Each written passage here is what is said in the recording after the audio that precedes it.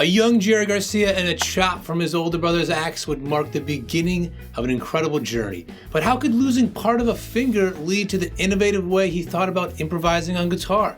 Well, let's discover how what seemed like a setback was actually the first note in a symphony of creativity and expression. But first, let's listen to an approach that's underlying most of the improvising Jerry did.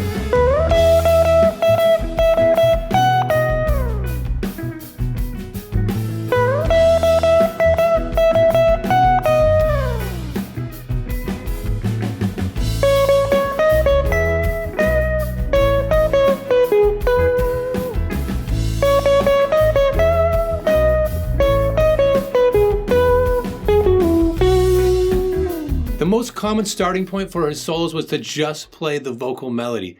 And once you know the melody, it's the easiest way to start improvising and still connect to the song. But if he only played the melody as is, he wouldn't be improvising and there'd be no element of surprise. Now, of course, you know that improvisation is all about dealing with surprises in the moment, but life is full of surprises too, which can affect our improvisation in just as profound a way. So to understand how Jerry losing a finger ultimately created his signature style, we need to talk about my old guitar teacher, Phil DeFremery. While I went to college for jazz guitar, I actually had to spend as much time studying classical. And my private classical guitar teacher, Phil, was so inspiring to me that I almost made the switch. Phil and Jerry might have focused on styles of music that in one key way are opposite. One has lots of improvisation and the other none. But despite that, they did have a couple things in common. For one, they were both from San Francisco, and they also both lost a finger on their right hand due to an accident. Phil's happened when he was 16. Unfortunately for him, because he only played fingerstyle, it impacted his playing a whole lot more. After the accident, his family searched for a classical guitar teacher. However, in those days, they were few and far between.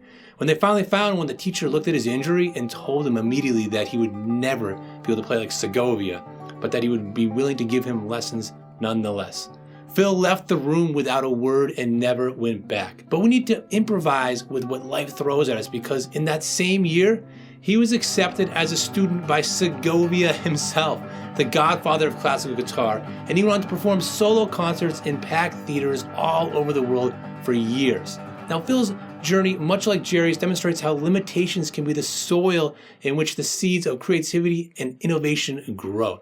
Speaking of adapting to what life throws at us, listen to Jerry explain how he creates in the moment. What influences the way you play, the types of notes you'll choose? Yeah, anything, everything. You ever get out? Nothing particular. I don't watch my decision-making process that carefully, but usually the reason I start on a course of action is either because I have a kind of a loose plan in mind, going into a chorus. Well, just a chorus. I take a chorus as a unit, generally speaking, and I have a sort of a loose plan there, or else something that happens elsewhere in the music gets me going, like some rhythmic figure, or, that kind of stuff. We're getting a taste of some of Jerry's improv tactics, but imagine peeling back even more layers of his style.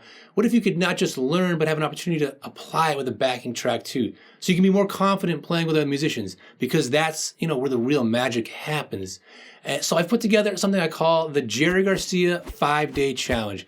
It's not just about learning, it's about transforming your playing. You'll start to infuse your solos with that unique Garcia touch, making them more alive and expressive, but with a focus on developing your own unique sound.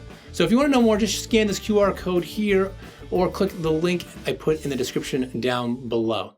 Now, Jerry and I both agree on the best way to learn how to improvise. Do you think improvisation can be learned, or do you think it's inherent in somebody? The answer to this question used to scare me, especially when you see great musicians like Jerry or even our super talented friends.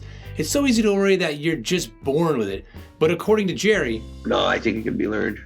What advice would you give somebody who's, say, had lessons and knew theoretical things, but wanted to find more freedom on the instrument? Mostly the best possible thing really is to have somebody else to play with, one other person to play with, really. You have one other person who plays like the guitar, then you just trade off choruses, or you play like 5 choruses against each other, you know what I mean? Like one guy backs up for 5 choruses. That's really the best way to do it, to get a handle on it. I don't know. It's not the sort of thing that advice helps. It's really one of the things that just time spent is more profitable. Improvising is one of those things that you just got to do it to get better at it. So now we know Jerry's approach to improvising. Let's see how he would improvise in a situation like this.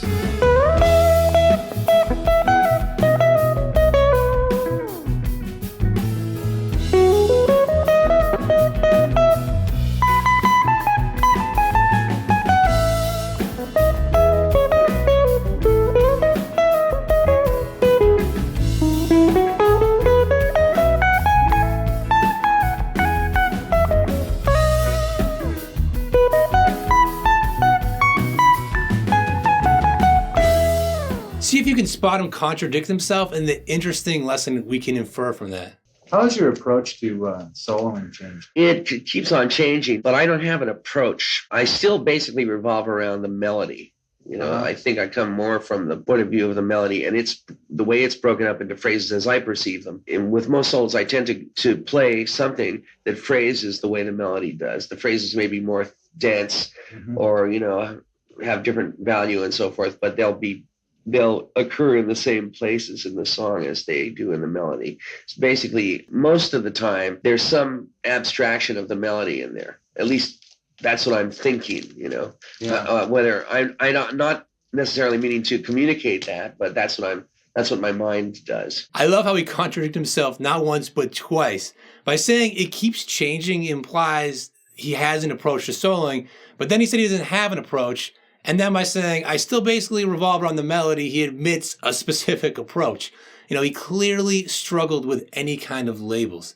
But in all seriousness, you can see how knowing the melody to a song inside and out was the framework for much of his improvising, even if he didn't actually play any of it. True improvisation is about more than just technical skill. It's about expressing yourself and connecting to what's around you and adapting to the surprises of the moment, even if things aren't going as you expected. Using Jerry Garcia's structure of the melody approach can be extremely powerful, but there's something specific that helped him pull away from playing the actual melody of a tune. So check out this video here where I show you what it is and how you can use it to change the way you improvise.